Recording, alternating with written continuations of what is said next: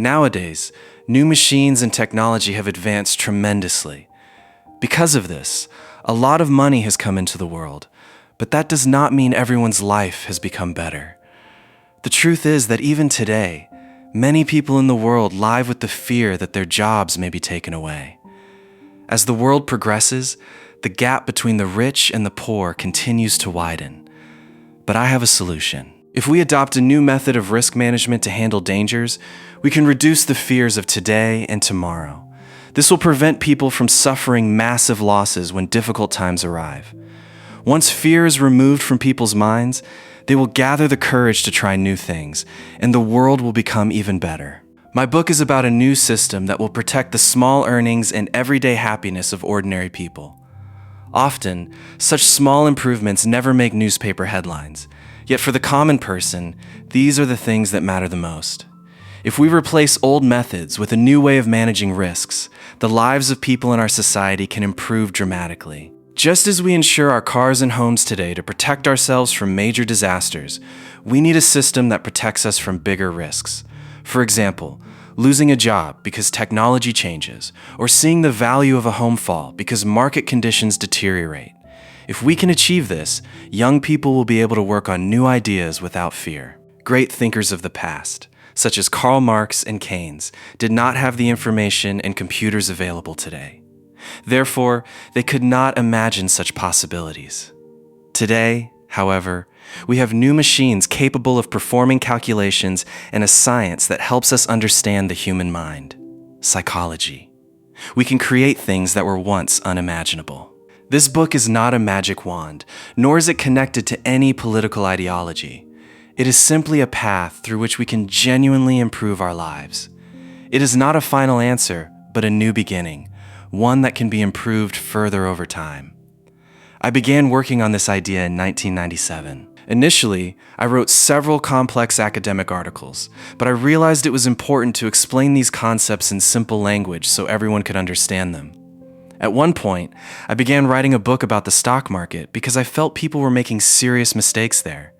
I explained that no one becomes rich merely through the stock market and that prices do not always move upward. Now I am continuing that same discussion.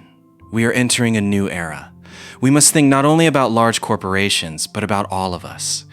We need to understand how new technology is changing our lives and prepare ourselves for it. Just as large cities and major financial markets constantly conduct new experiments, we too must innovate. The people there use mathematics and an understanding of human behavior to accomplish remarkable things. They know how to distribute risks so that no single person carries the entire burden. The problem is that these advantages have mostly been available only to powerful people and wealthy investors. Very little has been done to protect the jobs, homes, and hard work of ordinary people. We must democratize this system. The same benefits enjoyed by wealthy businessmen should also be available to a small shopkeeper or a salaried employee. Today, we possess powerful tools such as the internet and mobile technology. With their help, we can make financial transactions and information sharing much easier. Over the next few years, the way we work will be transformed. This new system exists so that people do not stay at home out of fear of failure. However, one important issue must be considered. People should not misuse the system.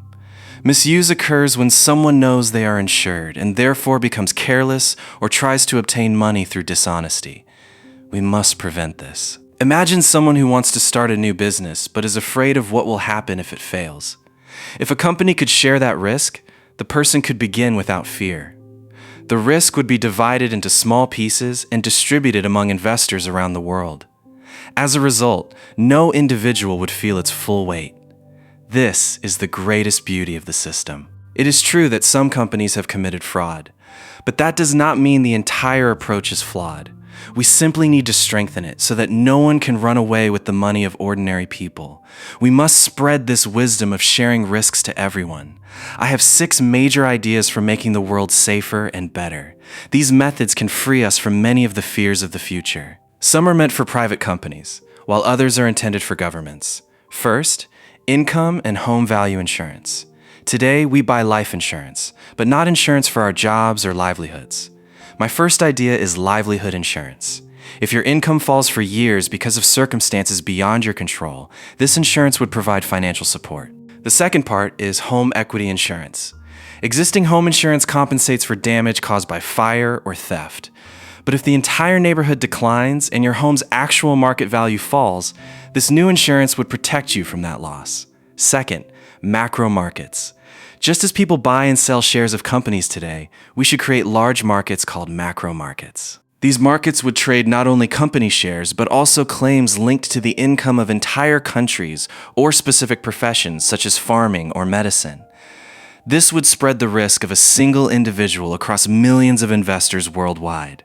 Third, income-linked loans. Suppose you borrow money from a bank. If your income declines in the future, the size of your loan repayments would automatically decrease as well. This would prevent people from being crushed under the burden of debt. Fourth, inequality insurance. This idea is intended for governments. We need a form of inequality insurance that prevents the gap between rich and poor from becoming too large. If the wealthy become excessively rich while the poor become excessively poor, the tax system should automatically help restore balance. Fifth, intergenerational Social Security. The fifth method is intergenerational Social Security. Under this system, the current generation and future generations share risks with one another. If one generation faces hardship, another generation helps support it. Sixth, international agreements. The sixth idea is that different countries should cooperate with each other. They should establish agreements under which, if one country's income declines, another country helps support it. Let us understand this through a short story. Imagine an Indian girl living in Chicago who wants to learn the violin. She worries about what will happen if she fails. Under the new system, she takes out a loan through the internet with a special condition.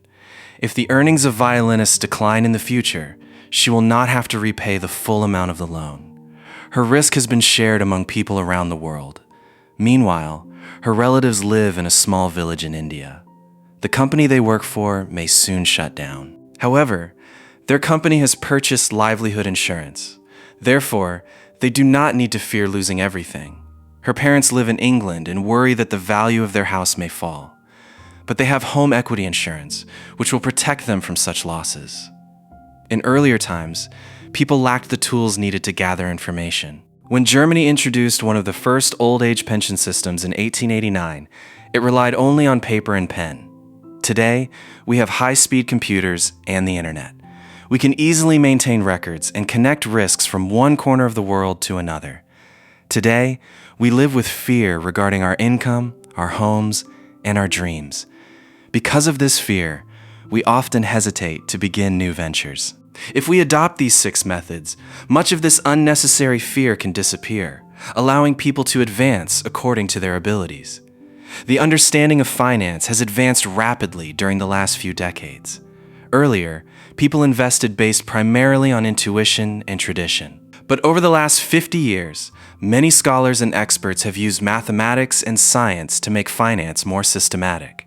Computers now allow us to determine where to invest the earnings of an entire lifetime. Numerous websites and software programs estimate the risks and rewards associated with investments. Innovation has occurred not only in academic research, but also in major banks and corporations. Today, insurance exists not only for life, but also for weather-related risks and large-scale disasters. Even countries such as Russia and China, which once rejected many of these ideas, are now experimenting with them. One important thing must be understood. We are human beings, not robots or calculators. In the past, economists assumed that people always acted rationally and carefully calculated their own advantage. Reality is different. People frequently make mistakes because of fear and greed. This realization gave rise to a new field after 1990 called behavioral finance. Behavioral finance studies human behavior and the way people actually make decisions. One of its most important concepts is framing. Framing refers to how information is presented. If something is presented effectively, people are more likely to accept it. The success of the new system depends heavily on this principle. It must be simple and easy for ordinary people to use. Every new innovation brings risks. Sometimes people invest excessively without understanding the consequences. This can create bubbles that rise rapidly and then collapse. A similar event occurred in 2000, when many people lost enormous amounts of money. Some companies also deceive investors through false promises. However, just as airplanes were once considered dangerous and are now among the safest forms of transportation, we must learn from mistakes and continue improving the system. Governments can change, wars can occur, and agreements can be broken. Yet history shows that many important agreements and pension systems have survived even difficult periods. Many people believe that finance is simply about greed. It is not. Finance is also about justice. A great philosopher, John Rawls, proposed an important idea. Imagine being able to decide what society should look like before you are born, without knowing whether you will be born rich or poor. Under such circumstances, you would create rules that benefit everyone. You would want protection, even if you happen to be born into poverty. This new system is based on the same principle. We do not want unnecessary inequalities that create suffering for people through no fault of their own. So what comes next in this book? First, we will examine the risks that can suddenly destroy people's incomes. Then we will explore how computers and the internet can reduce those risks. After that, I will explain the 6 major ideas in greater detail. Later, we will discuss the tools required to make them work. Finally, we will look at stories from history about people who brought about major changes through similar innovations. Predicting future risks is difficult. We often become distracted by the small concerns of the present and fail to think about larger dangers. But consider this. What if the 6 methods described in this book had already existed in 1950? How different would today's world look? Let us explore this idea through a story.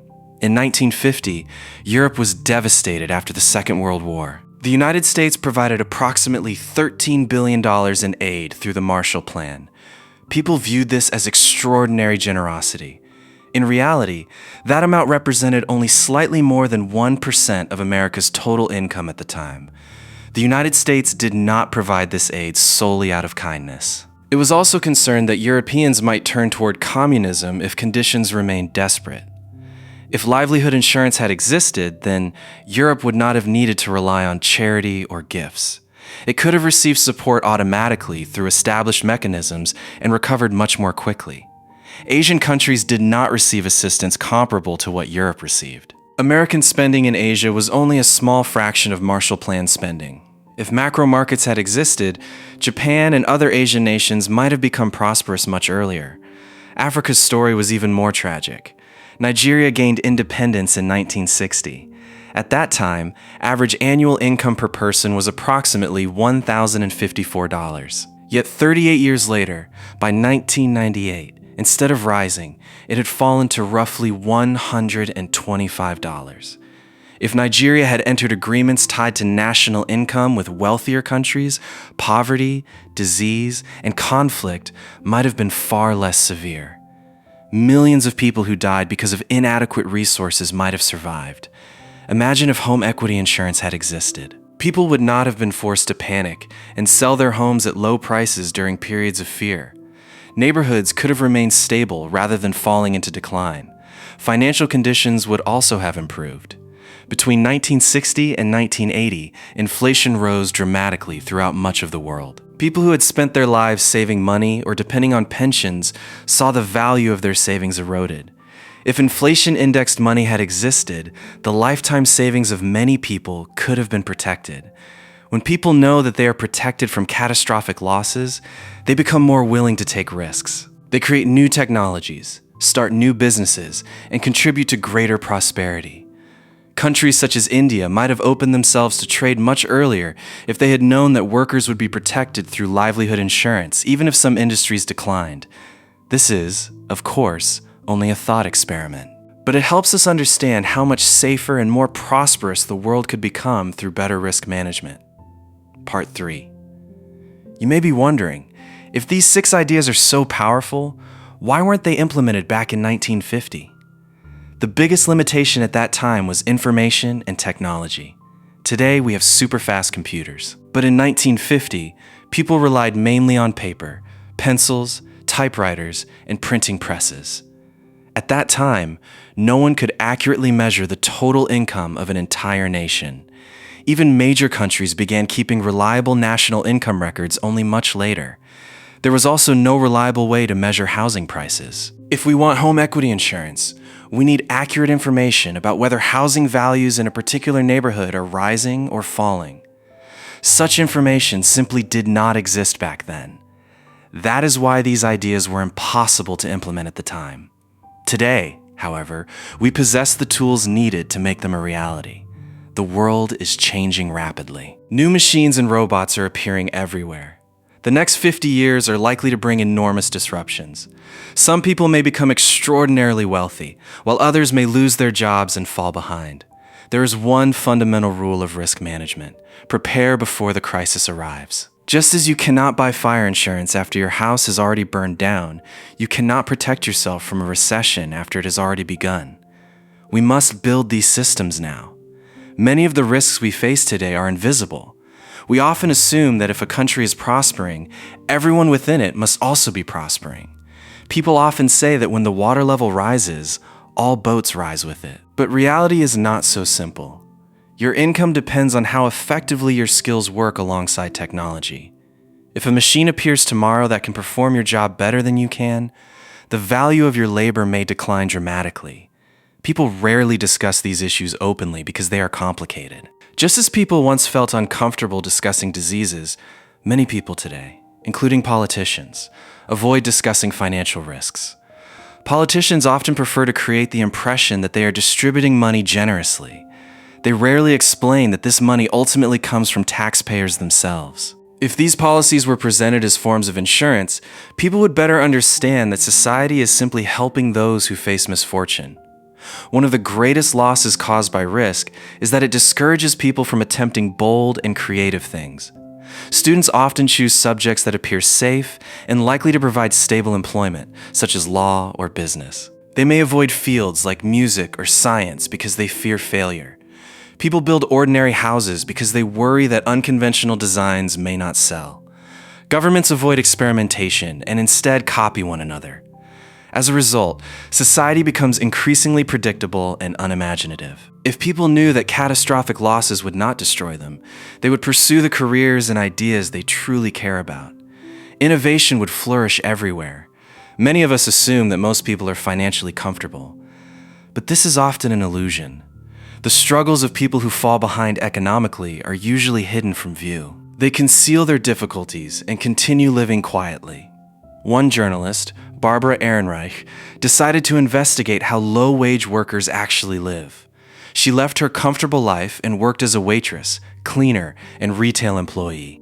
She discovered that even after working extremely hard all day, she could not afford adequate housing. Even in a wealthy country like the United States, roughly 1/4 of the population lives on very low incomes. These people rarely complain. They simply continue working. Meanwhile, wealthier individuals increasingly live in gated communities. They travel along roads and through environments where poverty is largely invisible. As a result, poor people begin to seem unreal. It is similar to looking out the window of an airplane. The people below appear tiny and distant, almost like toys. When we succeed financially, we tend to believe our success resulted entirely from our own intelligence and effort. We forget the role played by luck and timing. In one study, people were asked why their incomes had increased. Almost no one mentioned inflation or broader economic conditions. Instead, they credited their own hard work. Family is often our strongest source of support during difficult times. If one family member loses a job, another may help cover expenses. But family support has limits. Relationships can break down, and entire families can face hardship simultaneously. Governments also help distribute risk. They collect more taxes from wealthier citizens and use those funds to support public services such as education, roads, and healthcare. This too is a form of risk sharing. However, we cannot assume governments will always provide the same level of support. Laws and policies can change. Over the past century, the world has experienced remarkable economic growth. Countries such as India have seen significant increases in income and living standards. It is tempting to assume that progress will continue forever. But during the same century, humanity also experienced devastating wars and the Great Depression. no one knows exactly what the future holds. No one knows whether new technologies will create more jobs than they destroy. We must recognize that capitalism can be harsh. It can suddenly push people into poverty regardless of their effort or character. We should not automatically assume that people who suffer economic setbacks are personally at fault. We need a new order, a system capable of protecting every individual. Such a system can prevent people from being abandoned when circumstances turn against them. We must confront these risks together. If you have heard stories about the 1970s, 1980s, or 1990s, you know how computers and the internet transformed the world. Today, our economic lives are deeply connected to technology. Machines make our work easier, but they also create new dangers. These dangers can be thought of as revenge effects, unexpected negative consequences of technological progress. Many people claim there is nothing to fear from new technologies, but the fear is real. In England, during the Industrial Revolution, a group known as the Luddites destroyed machines because they believed those machines threatened their livelihoods. Destroying machines was not the right solution, yet their fear was understandable. Workers who wove cloth by hand found themselves replaced by steam-powered machinery. Many lost their jobs entirely. Some economists argue that technology never eliminates work completely. They refer to the belief that there is a fixed amount of work as the lump of labor fallacy. It is true that people often find new kinds of jobs. However, there is still a serious risk. People may find new jobs that pay far less than the ones they lost. You may remain employed, but your income may decline significantly. Today, 4 major developments are creating concern. First, cybernetics and intelligent machines. Cybernetics is the science of teaching computers and machines to behave more like human minds. Machines are increasingly able to make decisions once reserved for people. Over 50 years ago, mathematician Norbert Wiener warned that just as machines reduce the value of physical labor, computers could eventually reduce the value of intellectual labor. Today, hospitals use robots capable of navigating hallways, operating elevators, and delivering food and medicine. Robotic lawnmowers and robotic golf assistants already exist. If a machine can perform your job better and more cheaply than you can, downward pressure on wages becomes inevitable. Part 4.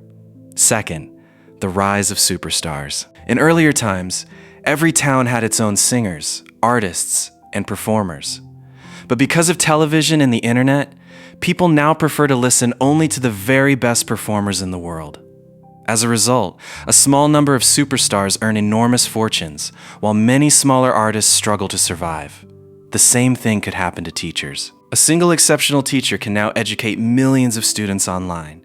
This may reduce the need for thousands of other teachers. Similar changes could occur in professions such as medicine and law. Third, global competition.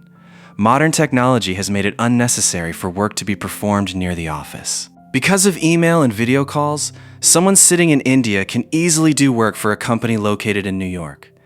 India is increasingly becoming the world's back office. This is beneficial in many ways, but it also creates downward pressure on wages in wealthier countries. Technology is advancing even further. Machines now allow doctors in one city to perform operations on patients located elsewhere. Fourth, new forms of conflict and terrorism. Advances in technology and weaponry have increased the possibility of new forms of war and terrorism. Such events can severely damage economies and disrupt entire societies.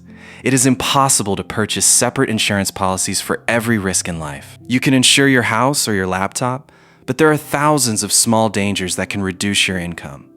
The truth is that there are so many possible causes of financial hardship that trying to insure each one individually is impractical. Instead, we need a broader system capable of protecting a country's overall income and economic well-being. Those of us who are successful today often believe that our achievements are entirely the result of hard work. But luck plays a larger role than many people realize. Consider an example from the Vietnam War. The United States used a lottery system to determine which young men would be drafted into military service. Each person received a number between 1 and 366 based on their birth date. Those with low numbers were more likely to be sent to war. Those with high numbers were more likely to avoid military service. Researchers later discovered that the men who were drafted earned approximately 15% less, even 10 years afterward, than those who avoided the draft. A single lottery number altered the course of their lives. My own number was 362. As a result, I avoided military service and was able to continue my education. Had my number been 1, I might never have written this book. This illustrates the randomness of life, something our new system must help people manage. Misfortunes rarely occur alone. When a country experiences a major crisis, many bad things often happen simultaneously. A good example is the Asian financial crisis of 1997. Currencies collapsed, stock markets crashed, jobs disappeared. Everything was interconnected. The greatest disruptions often occur during wars. War does not only take lives, it also transforms economic fortunes.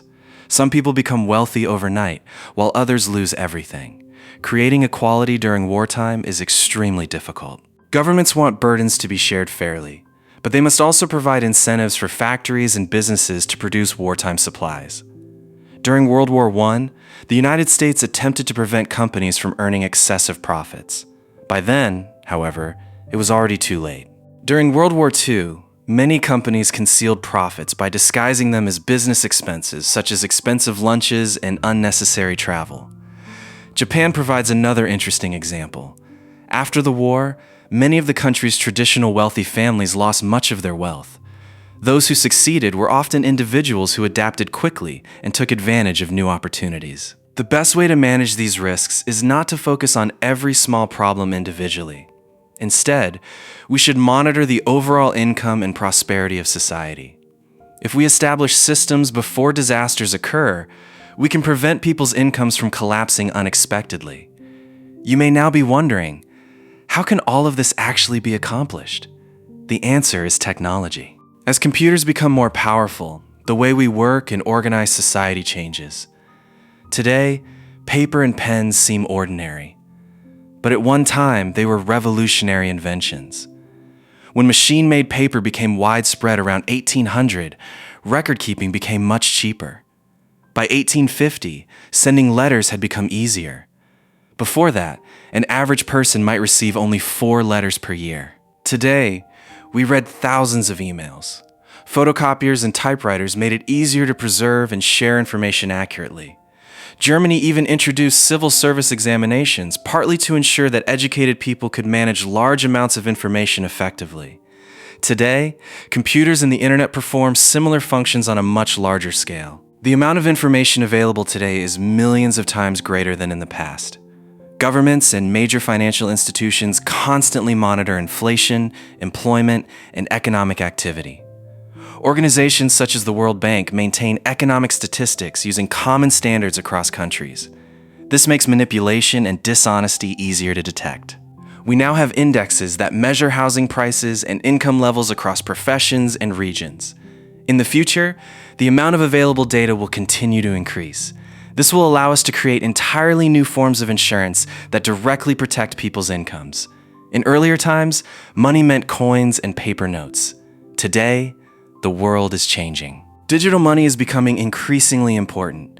People already prefer using cards and phones instead of cash. In the future, it may become possible to walk into a store, pick up what you need, and simply leave while payment is automatically deducted from your account. Just as there are markets for buying and selling goods, there are now markets for buying and selling risk. In the past, traders stood on exchange floors shouting orders. Today, everything happens electronically. Computer systems can instantly connect buyers and sellers from all over the world. Instead of purchasing individual shares, investors can now buy entire portfolios with a single transaction.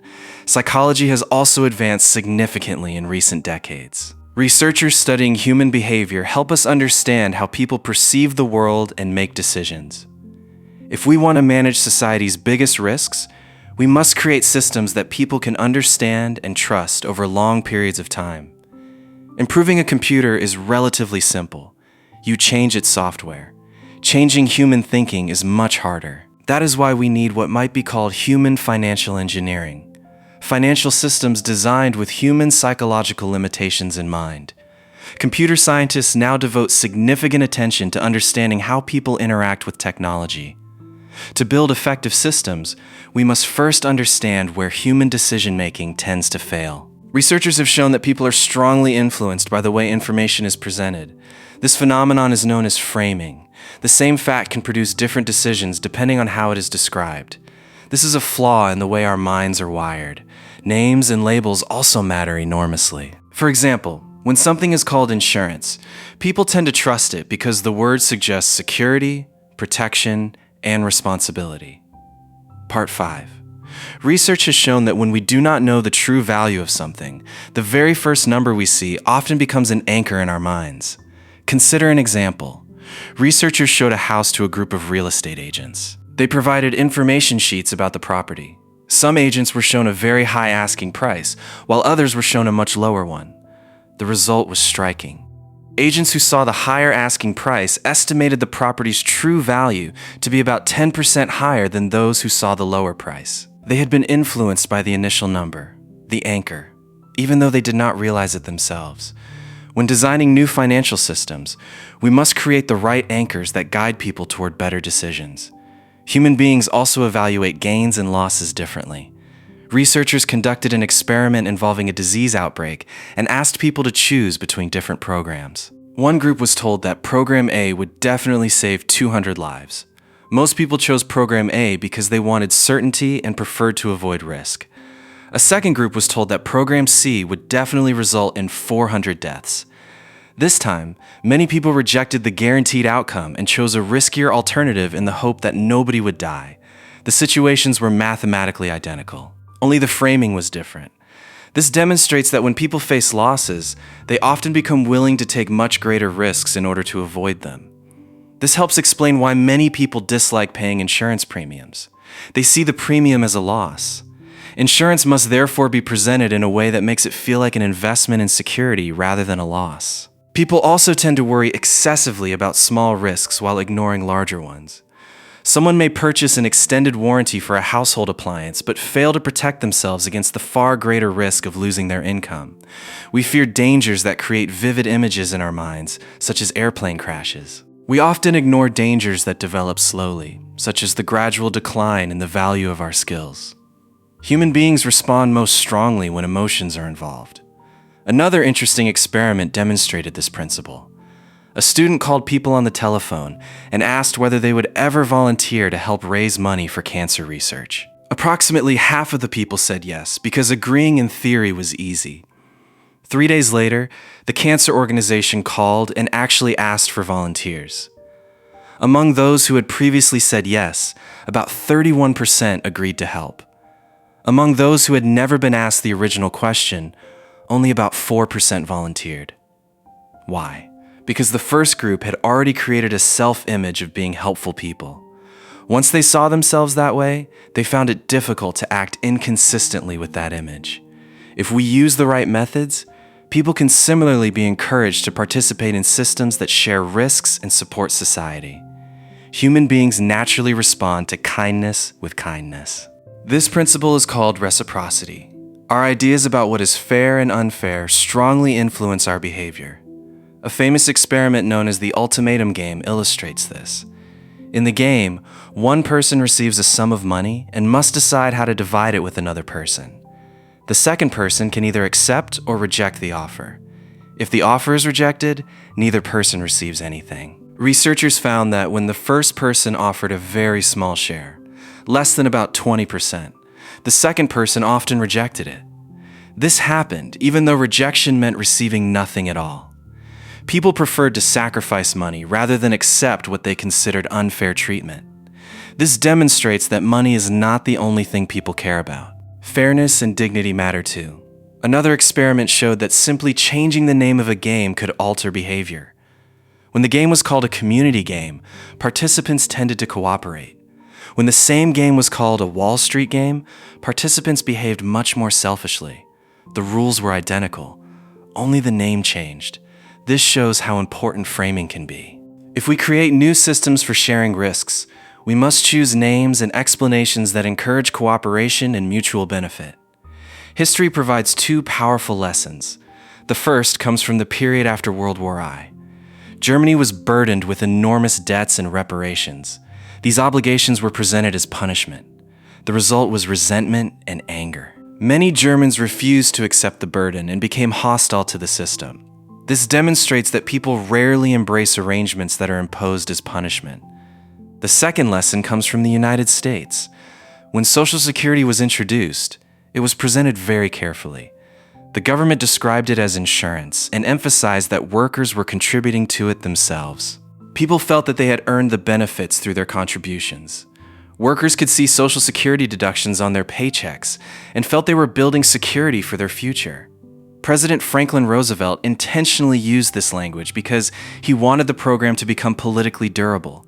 He understood the importance of psychology. These examples teach us that if we want to improve society and strengthen financial systems, we must understand how people think.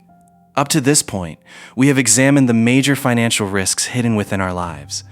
But dealing with those risks requires more than theories. It requires innovation. Many people think innovation only means inventing machines or electrical devices. However, insurance itself was once a revolutionary invention. Imagine how strange the idea must have seemed when it first appeared.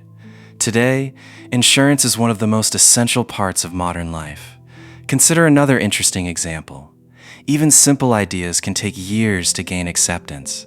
For a long time, people carried suitcases by hand. In 1972, a man named Bernard Sato suggested attaching wheels to suitcases. Surprisingly, many retailers rejected the idea. They believed nobody would buy such a product. Nearly 20 years later, another inventor created the wheeled carry-on suitcase that millions of travelers now use. Financial innovation often works the same way. Ideas that later seem obvious may initially appear unnecessary or impractical. People often assume that if an idea were truly valuable, someone would already have implemented it. But history shows that even excellent ideas can take a long time to be recognized. Now consider the story of a student pursuing advanced studies in biochemistry. The student devotes years of effort to developing new medicines, yet there is always a fear in the background. What if 10 years from now the market no longer values these skills? What if machines can perform the work more cheaply? This is a serious concern for many highly educated young people today. If fear causes them to abandon their ambitions, society loses potential discoveries that could have benefited everyone. Perhaps one of those students could have found a cure for cancer. This is where livelihood insurance becomes valuable. The student could purchase insurance today by agreeing to pay a small portion of future income as a premium. In return, if the demand for that profession declines and incomes fall substantially, the insurance company would provide financial support. This would allow the student to continue pursuing important research without fear. The same principle can be applied to housing. If property values decline throughout an entire neighborhood, insurance can compensate homeowners for part of the loss. As a result, people can take risks and pursue opportunities with greater confidence. Part 6. So far, we have seen why livelihood insurance is important. But creating such a system was not easy in the past because reliable information simply did not exist. Today, however, computers and the internet make it possible to build a system that can serve everyone: factory workers, laborers, office employees, and professionals alike. This type of insurance would be very different from traditional life insurance. Traditional insurance pays only when a major accident occurs or when someone dies. Livelihood insurance would protect people against the gradual decline of their income. If the value of your work slowly decreases over many years, this insurance would provide support. Insurance companies naturally worry about one thing. What if people deliberately stop working in order to collect insurance payments? This problem is known as moral hazard. A clever solution exists. Instead of linking benefits solely to an individual's performance, the insurance payout would be connected to the average earnings of an entire occupation through an occupational index.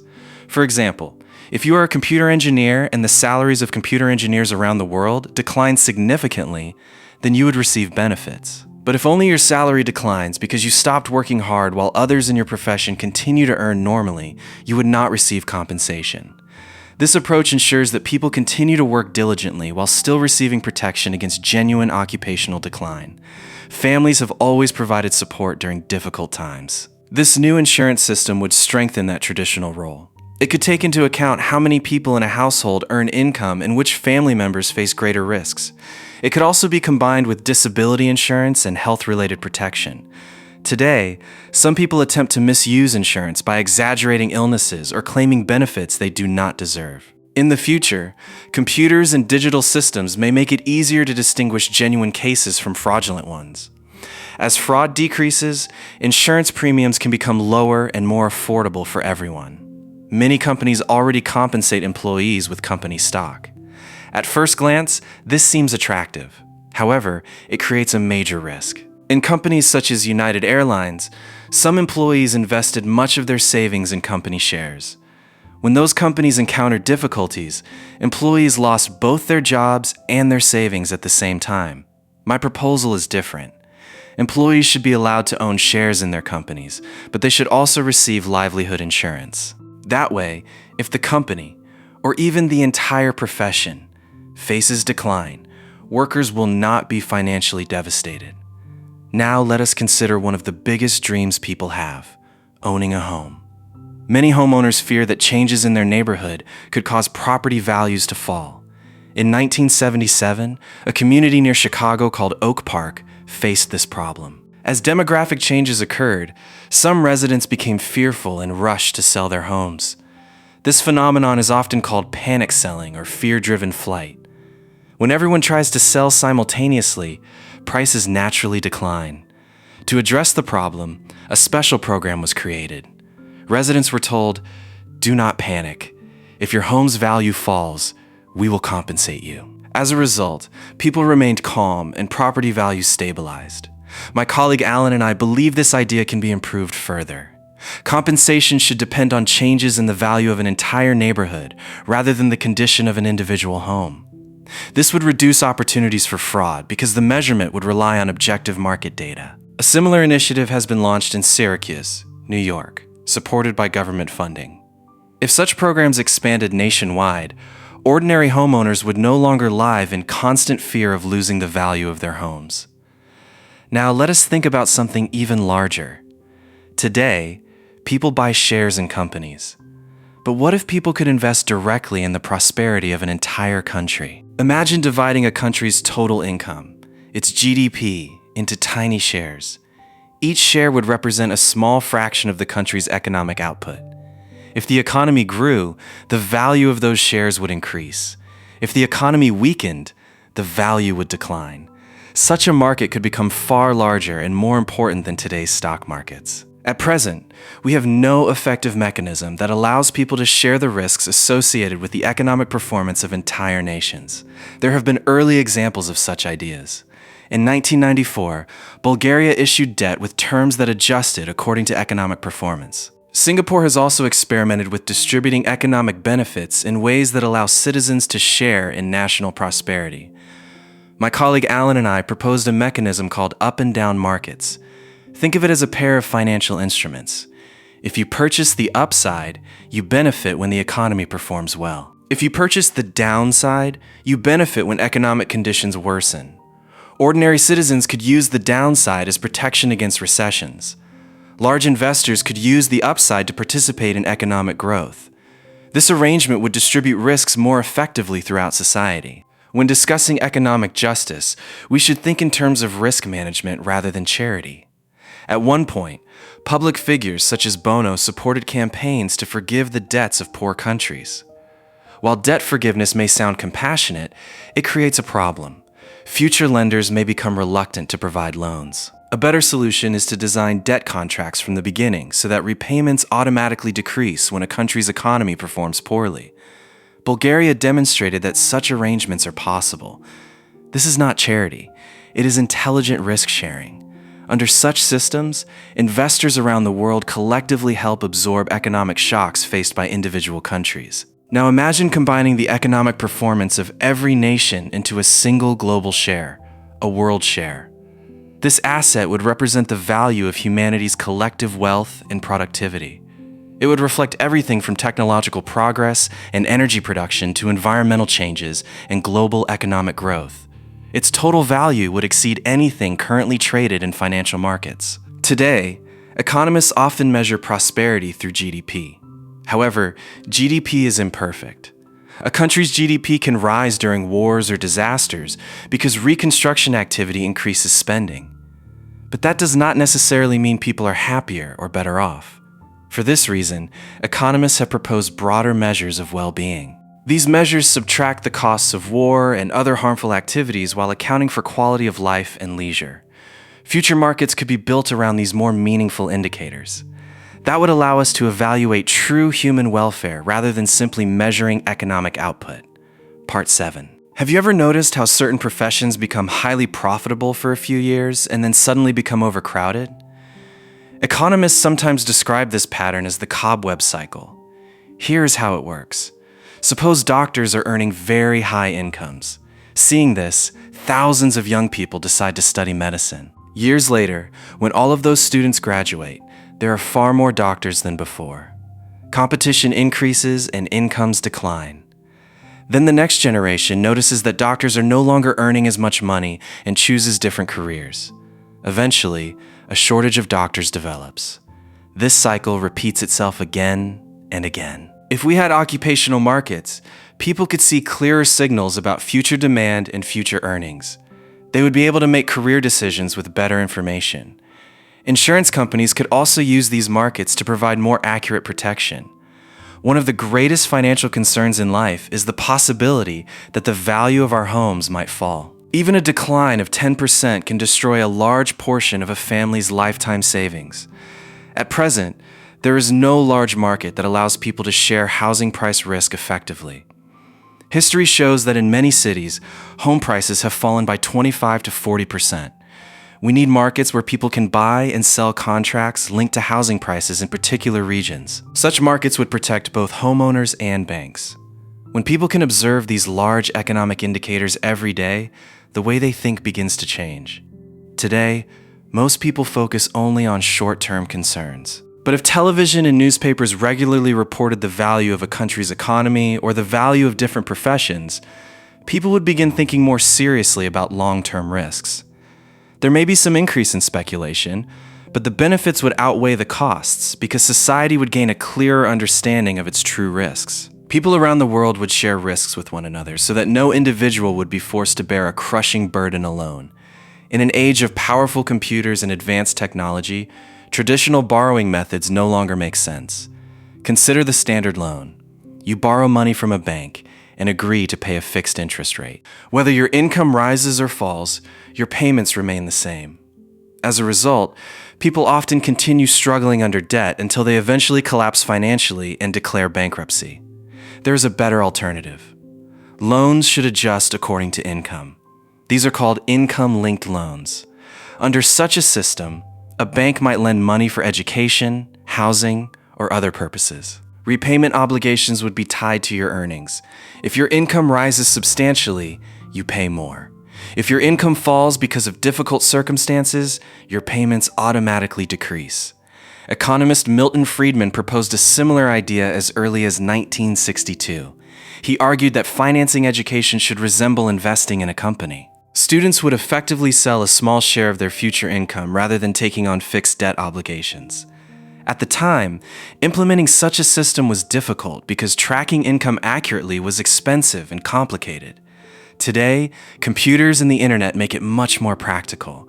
Of course, there is a concern. What if people deliberately stop working so they can avoid repaying their loans? Again, this is the problem of moral hazard. A solution exists. Loan payments would not depend only on an individual's income. They would also depend on the average income of similar workers. Suppose you are a doctor. If doctors across the country experience declining incomes, your loan payments could decrease. But if other doctors continue earning high incomes while you simply choose not to work, you would not receive the same relief. This reduces opportunities for abuse. In the future, people may no longer ask banks, "What is the interest rate?" Instead, they may ask, "What percentage of my income will I have to pay?" Imagine a family that needs a large loan. One bank might offer terms requiring 10% of future income for 30 years. Another might ask for 5% of income plus a smaller percentage linked to the average earnings of similar families. Borrowers would choose the arrangement that provides the greatest sense of security. There have already been examples pointing in this direction. Some companies have issued securities whose payments depended on business performance. Certain universities experimented with income-based educational financing.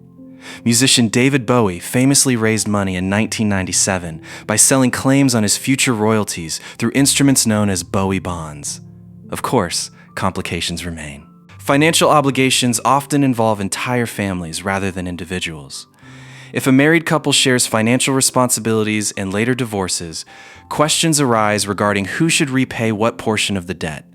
Clear legal rules would be necessary. Bankruptcy laws would also need to evolve. Just as student loans today receive special legal treatment, income-linked loans would require their own legal framework. These innovations are not minor adjustments. They could protect millions of people.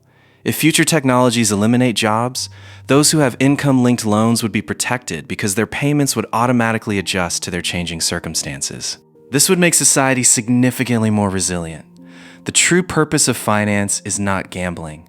Its purpose is to distribute risk. We should not leave future generations entirely at the mercy of markets.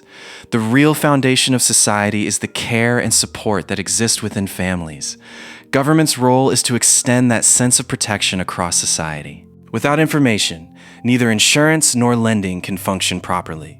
Even today, obtaining a loan or filing taxes requires extensive documentation. If we want to manage risk on a global scale, we need something much larger, a global risk information database. This would function as a vast repository of information containing records of incomes, prices, and economic conditions around the world.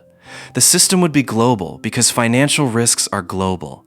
It would operate through common standards, much like universal connectors allow different devices to communicate. Computers around the world could connect to the system and exchange information seamlessly. Each person would have access to records related to their own economic history.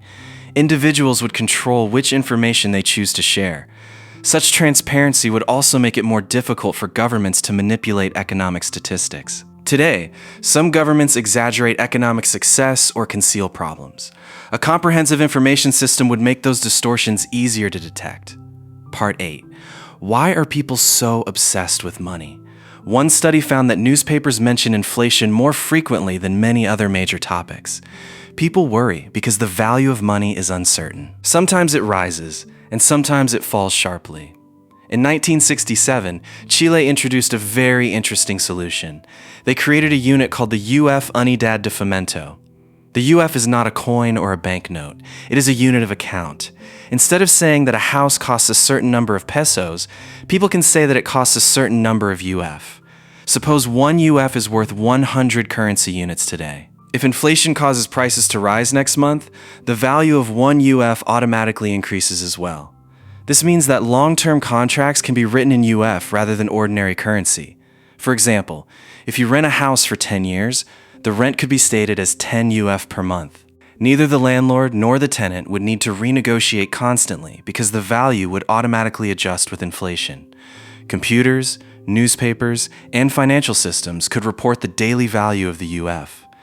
This protects both parties from unexpected changes in purchasing power. The concept may sound technical, but it is actually quite simple. I prefer to think of it as a basket. Imagine a basket containing the goods that people commonly use: food, housing, transportation, and other necessities.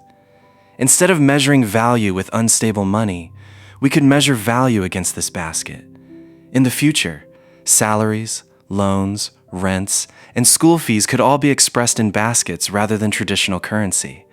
People would not need to monitor inflation constantly. Their computers, phones, and financial systems would perform the calculations automatically.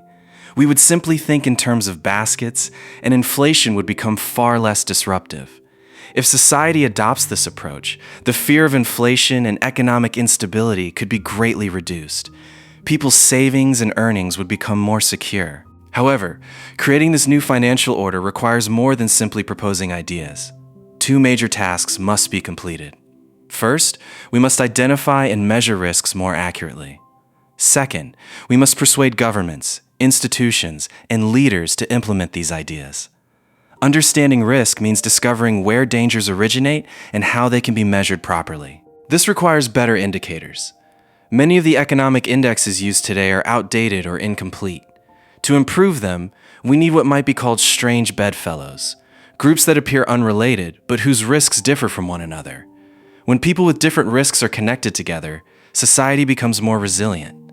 Financial change usually happens gradually. We often assume that today's institutions have always existed, but many of the institutions we take for granted, banks, stock markets, and insurance systems, began as radical innovations. By studying history, we can better understand how future innovations may emerge. Let us examine 4 major financial inventions from history. 1. The invention of money and coins. Thousands of years ago, coins did not exist. People traded using pieces of gold and silver that had to be weighed each time a transaction occurred. Imagine carrying scales everywhere you went. Trade was cumbersome and inefficient. Then, around the 7th century BCE, coins were introduced. Each coin carried a stamp indicating its value and weight. This eliminated the need for constant weighing and made trade much easier. Today, we are moving beyond paper money toward digital forms of payment. Just as coins simplified commerce centuries ago, digital money may simplify transactions in the future. 2. The stock market and limited liability. Today, buying shares in companies seems ordinary. But before the 19th century, investing was extremely risky. If a company failed, investors could lose not only their investment, but also their personal property. Creditors could seize homes, land, and other assets. Investors could even be imprisoned for unpaid debts.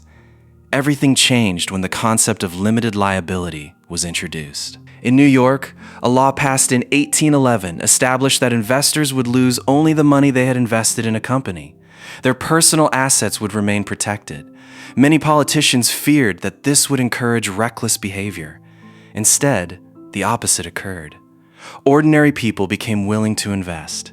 Businesses expanded dramatically. Modern capitalism would have been impossible without limited liability. 3. Futures markets. Imagine a merchant who owns a large warehouse full of rice. He worries that rice prices may fall next year. At the same time, a confectioner worries that rice prices may rise and increase his costs. Both face uncertainty. A futures market solves this problem. They can agree today on a price for a future transaction. The merchant gains protection against falling prices. The confectioner gains protection against rising prices. Both reduce risk. One of the earliest futures markets developed in Osaka, Japan, during the 17th century.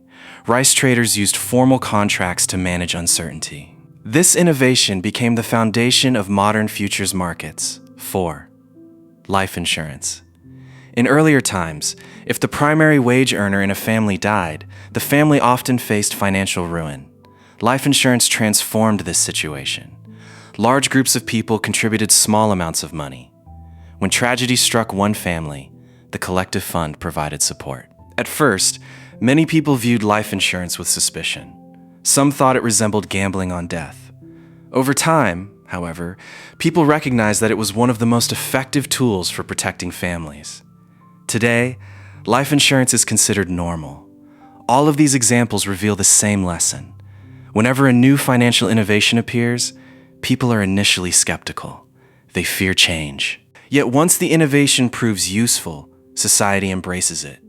The new financial order is simply another step in this long tradition. It seeks to make the world safer by applying the same principles of risk sharing that transformed society in the past. Now it is time to bring all of these ideas together. The proposals described in this book are not small adjustments. They represent a fundamental transformation in the way society manages risk. We have discussed concepts such as the global information grid and basket-based units of value. But for these ideas to become reality, 3 additional principles are essential. First, risk manifestation. People must be able to see risks clearly. One of the greatest obstacles exists inside our own minds. We focus on small, short-term concerns while ignoring large, long-term dangers. For example, many people worry about what will happen in financial markets over the next 6 months. Few think about how technology may affect inequality over the next 30 years. When markets exist for national income, professions, and housing values, these risks become visible. People can see them every day. Once risks become visible, people are far more likely to take steps to protect themselves. Second, psychological framing. Throughout this book, I have emphasized the importance of language and presentation. Names matter. Labels matter. The same idea can be accepted or rejected depending on how it is described. When programs are presented as insurance, people often feel reassured. When contributions are framed as investments in security rather than taxes, people respond more positively. New financial institutions must therefore be designed not only economically, but psychologically. People must feel that they are choosing these protections willingly and intelligently. Third, fundamental experimentation. No one can determine the perfect system through theory alone. We need experiments. History shows that major innovations emerge through trial and error. Japan contributed futures markets. Chile contributed inflation-indexed units of account. Other countries will contribute new ideas in the future.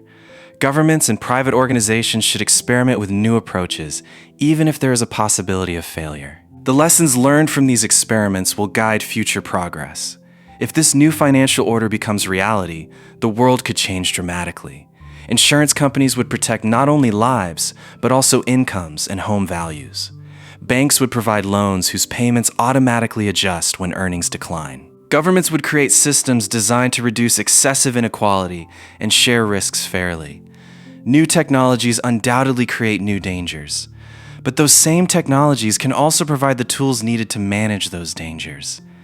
We should not remain passive. We should use these opportunities to build a safer future. When people share risks with one another, no single individual has to bear the full burden of misfortune. Only then can we create a society in which no one is left behind. That's all for this book.